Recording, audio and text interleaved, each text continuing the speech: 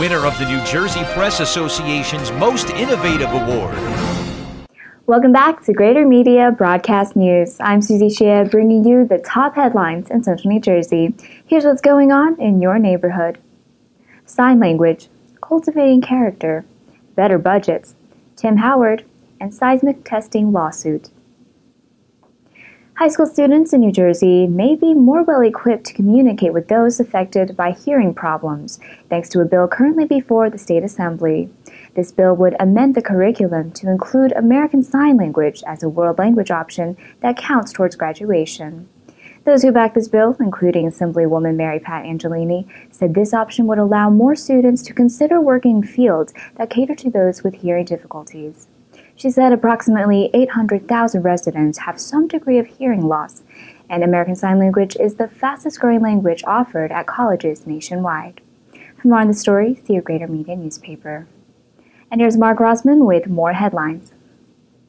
The Marlborough Planning Board recently sent an applicant back to the drawing board amid concerns about various aspects of a development proposal.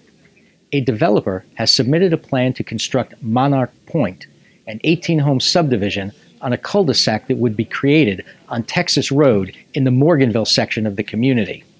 When the application was considered at a recent meeting, board members raised concerns about drainage on the Monarch Point property and the potential impact of drainage on neighboring homes along Rachel Drive.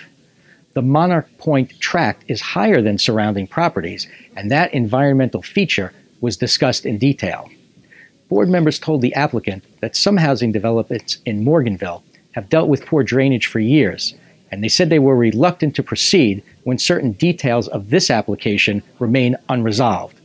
Upon hearing those concerns, the developer's representative said engineers would review the application and return on July the 1st. And here's Taylor Lear on an upcoming event that shows cancer never sleeps.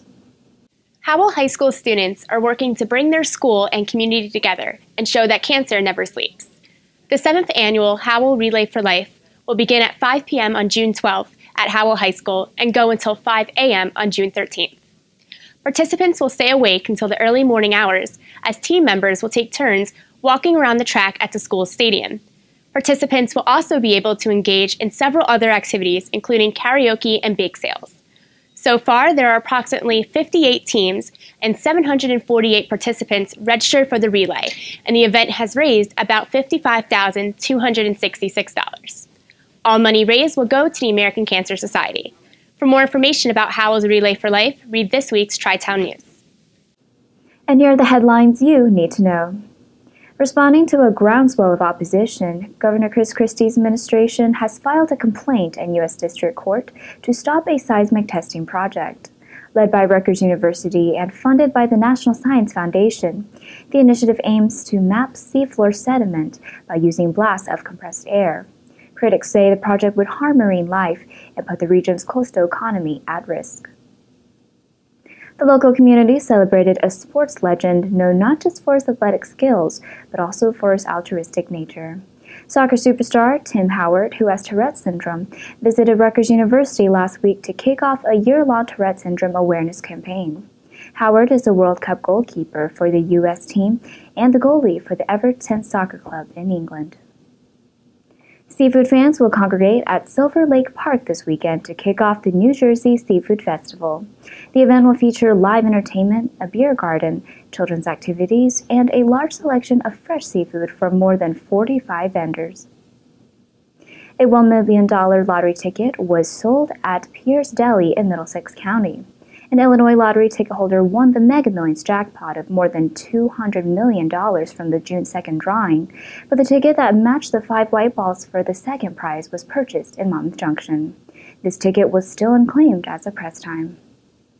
And here's Tim Morris with an update on the local sports scene.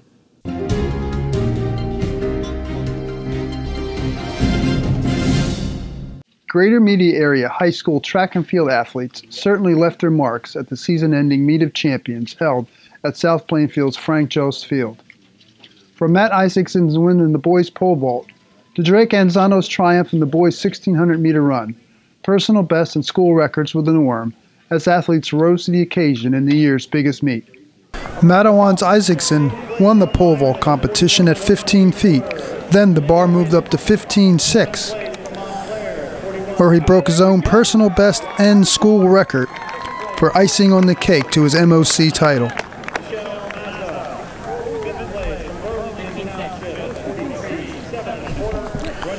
Rumson's Charlie Volker in the purple shorts won the 100-meter dash. In the girls' 200-meter dash, roaring off the far turn was St. John Vianney's Monica Heil, who would finish second. Old Bridge's Ray Rivera ran down Northern Valley Old Tapan's Mark Reyna to win the 800 meters. Christian Brothers Academy's Anzano outkicked the field in the 1600 meters.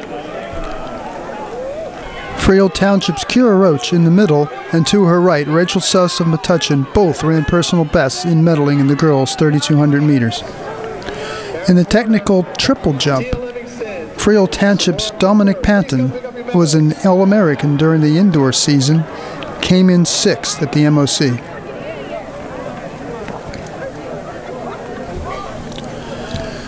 North Brunswick's Nena Ibe would finish 2nd in the triple jump.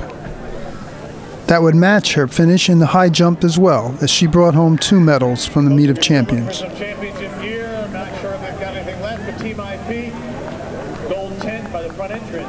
Stop by from the official supplier of the NJSIAA. Hassem Miawad, who finished 3rd in the 800 meters, anchored the Old Bridge 4x800 meter boys to victory. This is Tim Morris for Greater Media Newspapers. When it comes to children's education, well, Middlesex County Town is proving that it's about more than just math and reading. 6 schools in Old Bridge have been designated as National Districts of Character schools this year. The schools include Old Bridge High School and 5 elementary schools. After an extensive application process, the district was given the designation by Character.org, which supports character education. Various service learning programs are organized, including a Play-Doh drive for children in hospitals, food and coat drives for families in need, and fundraising activities for a number of charities. The district now has 13 state or national schools of character. For more information, see this week's Suburban newspaper. Municipal budgets may be easier to understand in the near future. Here's Kenny Walter. New Jersey residents may have an easier time understanding where their tax dollars are being spent under new state requirements for towns to provide more concise budget summaries. Municipal governments are now required by the state to produce a user-friendly budget, a 14-page document containing several data points including town assessment information, personnel and health insurance costs, and a summary of appropriations and revenues. For more information, please visit gmnews.com. For more in-depth coverage and additional stories, see your Greater Media newspaper today. Keep up with the latest headlines by liking us on Facebook at facebook.com/Greater Media Broadcast News or following us on Twitter at GMedia News. I'm Susie Shea. See you next time.